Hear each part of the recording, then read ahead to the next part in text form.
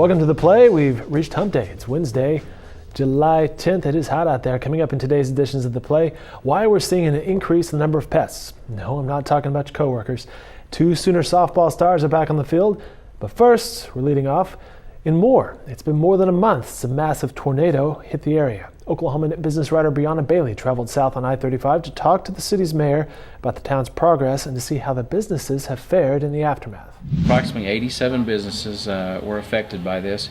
That's the ones that have registered, I believe, with FEMA. 33 of those businesses were totally destroyed, and most of those were smaller retail shops. They're not necessarily the big box retailers. We had some of those that were hit, but none of them that were shut down. Lowe's was probably one of the worst hit. I know the Warren Theater, the roof was pulled off of it, and it was back up and running after the first week. More rain and warmer weather usually means more pests, especially ticks.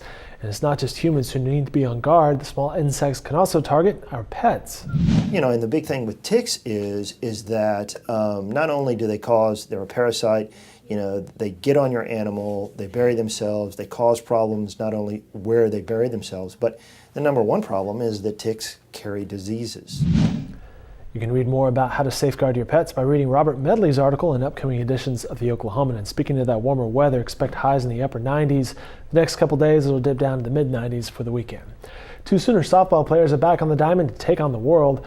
Lauren Chamberlain and Destiny Martinez will be playing in the World Cup softball in Oklahoma City. That series starts on Thursday. But you're not just representing, your families and not representing back in your hometowns. You're representing the entire nation right now with 3 letters on your chest. And for the local girls right here to open up their USA big team, national team careers in Oklahoma, I think it says a lot about their ability, number one, but what an exciting time for them. And I think if they just keep their focus on the uniform and the 3 letters in front of their chest and not the names on the back and the uniforms on the others and the people in the crowd and all that kind of stuff, which is not easy to do, they're going to be pretty successful. News OK's Damon Fontenot will have all the highlights available to view, and the Oklahoman sports staff will be breaking down the games for you as well. That'll do it for this edition of The Play. I'm Dave Morris. Have a great night, everybody.